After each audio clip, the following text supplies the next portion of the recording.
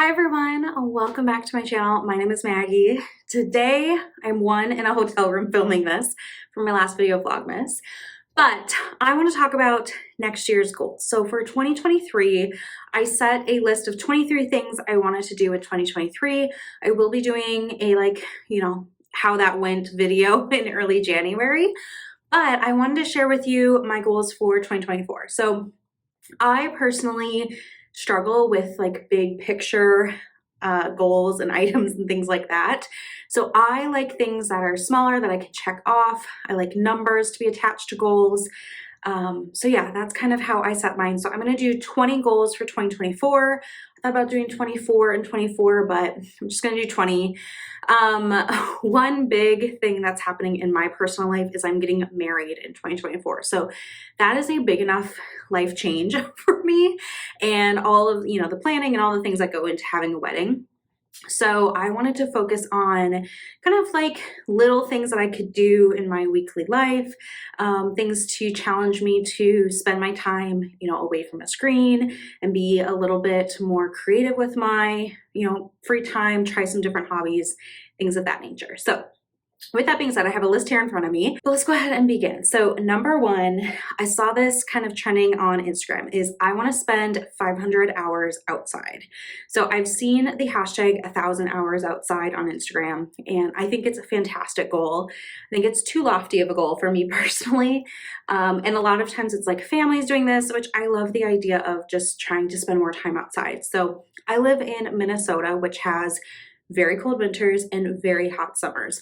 And then spring and fall are pretty moderate. So I want to make sure that I'm learning to spend time outside every month and every season, and just kind of enjoy that. So I do think I'll probably spend most of the time outside, like during the summer, but I want to make sure I'm spending time outside. So this could be, going for a walk. It could be swimming, being on the boat.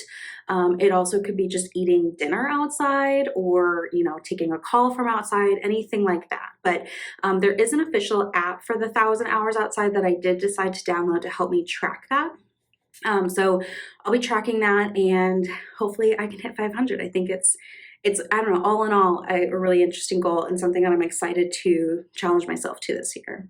Number two is to have 4 unique experiences. So really this is like taking an art class or going to a museum or just doing something that I normally wouldn't, like week to week, trying to experience new things and kind of get outside my comfort zone and also recognize what things are around me. So in December, my friend and I went to a local symphony and I was like, I should try to prioritize this a little bit more. So I'm going to do 4 as my goal. That's like one thing a quarter that's a little bit different or special or unique. So I think that'll be pretty cool. Number 3 is to read 2 books. I know some of you out there are awesome readers. I am not. So 2 books is a little bit of a challenge. I had that goal last year in 2023. I did in fact read 2 books, but yeah, I'm just not really a reader. So I'd like to read more than that, but I think 2 is an appropriate number for me and my, I don't know, I guess reading abilities. It's just, reading is hard for me. I don't know, but I'm going to challenge myself to read 2 books. Next is to watercolor 30 pages. So I have these watercoloring books that I got during the pandemic. I have the watercolors, I have the brushes, I have all the things. I just want to prioritize sitting down and like doing that activity, watercoloring, because it's something that I'm not naturally artistic at anything, but I feel like watercoloring is pretty interesting. And these books that I have that kind of teach you the different brush strokes and, they have outlines of things that you can paint in and all that. But I think something I personally struggle with hobbies is not being good at things or like being beginner level at things. I want to be the best at like everything I do. It's kind of a perfectionism thing I'm working on.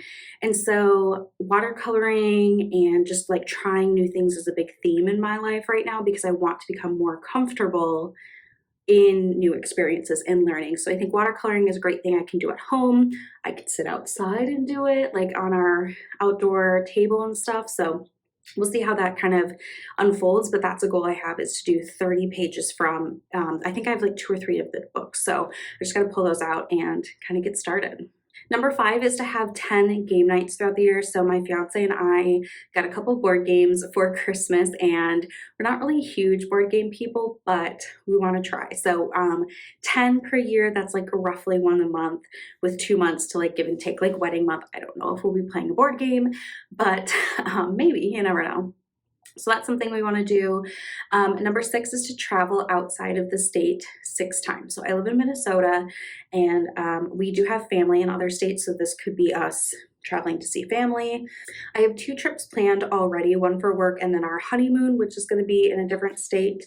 And then my fiance travels for work. So I do have a lot of opportunities to hop on his trips, and like I can work from the hotel and we can just hang out, you know, in a different city. But that is something that's important to me, is to get out of the house and see different things, eat different things, experience different things. So that's gonna be the goal, is to get out of the state 6 times.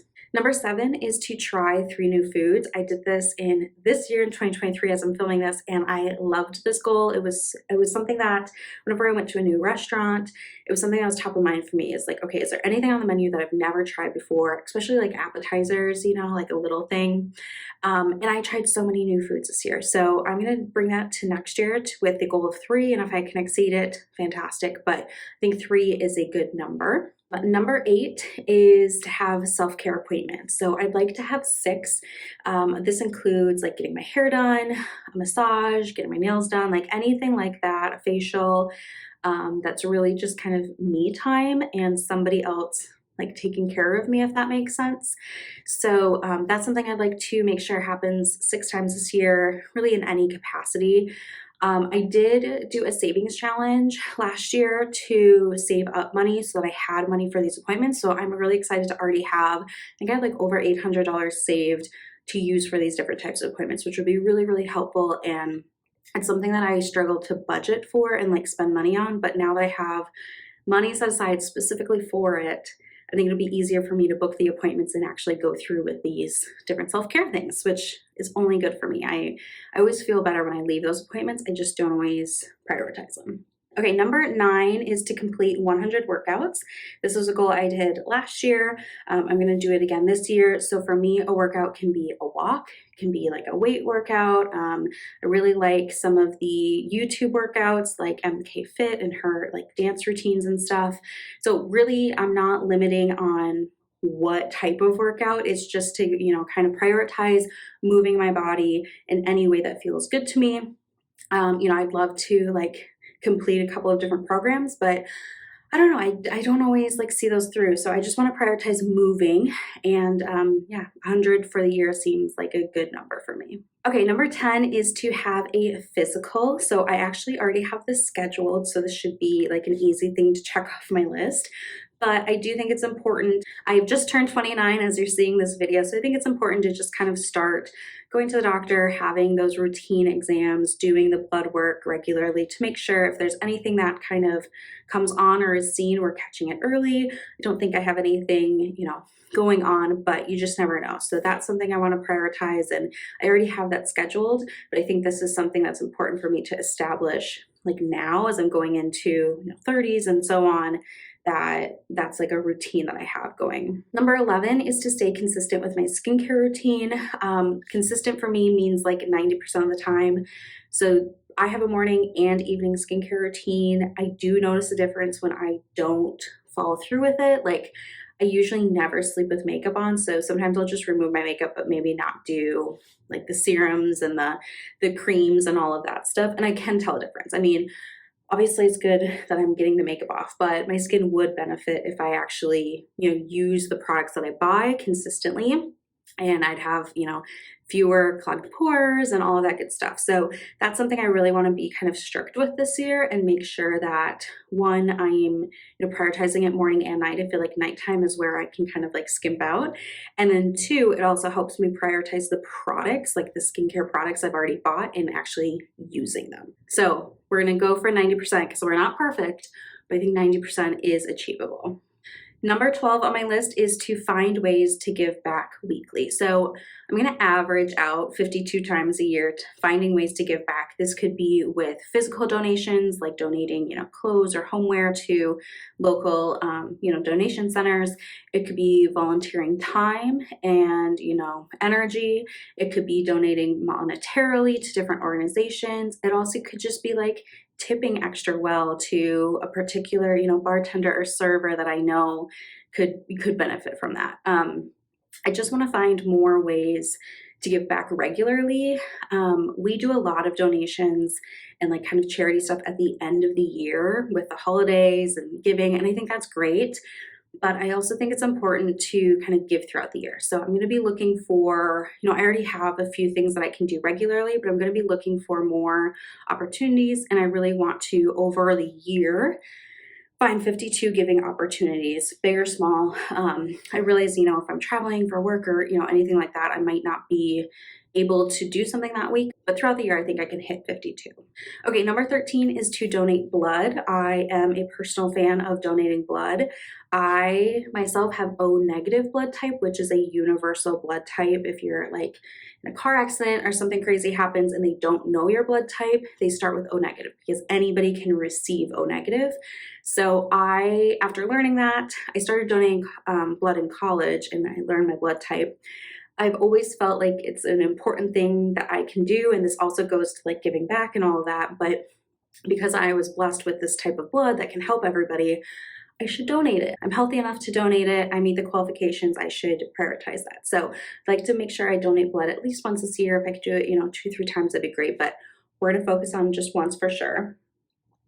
Kind of a work-related goal is I'd like to work with 10 different clients. So my role, I work with particular clients on projects for a while and then they, move along and things like that. So I'd like to work with at least 10 different clients this year. I just think it's good for my personal experience, my professional experience to work with different clients. So I'm hoping, I can have at least 10 assigned to me. I don't really have a ton of control over assignments, but I think, it's a good goal and something that is always, helping me kind of expand by working with different clients in different situations and their different needs. So that's kind of a work goal I'm going to share. And now I have a few kind of financial related goals. So the first is to have a debt-free wedding. My fiance and I are very adamant that we're not going to go into debt for our wedding. We're really excited to have our wedding and I can't wait to share more about that with you after it's over, but we do not want to go into debt. So that is something that's a priority. We're getting married in the summer of 24, so that should be just fine. To kind of go hand in hand with that, I'd like to save $4,500 for the wedding before it happens. So in the first kind of half of the year, I have other savings that have already been applied and, all of that. But in 2024, I want to save at least $4,500. If I can do higher than that, great. But that's what I think we kind of need me to do for the wedding before it happens. Number 17 is to complete a prenup. So that's something, I might talk about more depth like later on, but just a short synopsis. My fiance and I are both coming into our marriage with our individual assets. So one example is we each own our own house. And for the beginning, we're going to keep both of the houses. I'm not going to get into it too much. They're in different locations. But it's important to me to protect that. Like I bought my house, I did the down payment, I've made every mortgage payment myself. Like I want to protect that so that if anything were to happen, I still have my own home. That does not become any sort of joint asset, even if, things change. So we have a couple of situations like that. That's just one I'm going to share where we want to have a prenup. We're both doing it with the best intentions. I know everybody has different opinions about it. I think what you see in the movies and TV is different than real life, but for us, we feel very comfortable with that. So that is something that we need to get done, before we get married. Moving on, number 18 is to increase my 401k contribution. So I do have a 401k retirement plan through work. I do already contribute to it, but I want to increase the contribution. So I'm, putting more towards retirement. and then kind of reevaluate from there. I'm not quite maxing it out. I probably won't max it out this year, but I'd like to put more in 2024 than I did in 2023. Number 19 is to max out my HSA. I am on a high deductible health plan, and we have discussed that even after we get married, we're going to stay on high deductible health plans. We're both on one right now, so that'll be fine.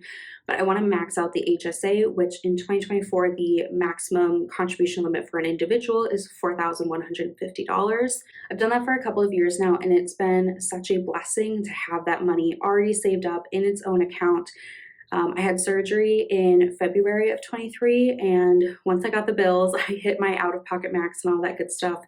It was so nice to just pay the bills and be done with it, and like I didn't have to think about it. So that's something I want to prioritize every year and contribute as much as I can. So that's going to be the goal. And then number 20, the last one, is to have rollover cash each month. So each month, pretty much spend on a credit card and like pay it off each month, but each month I pull about $80 to $100 out in cash, and I like to have a little bit of that left over at the end of the month, whether it's just $1 or it could be 20 or whatever, and I like to have that, and then I put it into a savings challenge that I open up at the end of the year and treat myself to a birthday gift, really. So that's something I want to make sure every month I have at least $1 that I'm rolling over, hopefully more, but that just kind of instills a little bit of discipline and also the mindset of like delayed gratification. So anyway, those are my 20 things in 2024. I really love the checklist thing, and these are all goals that I can break down further, or they're things that I have assigned, like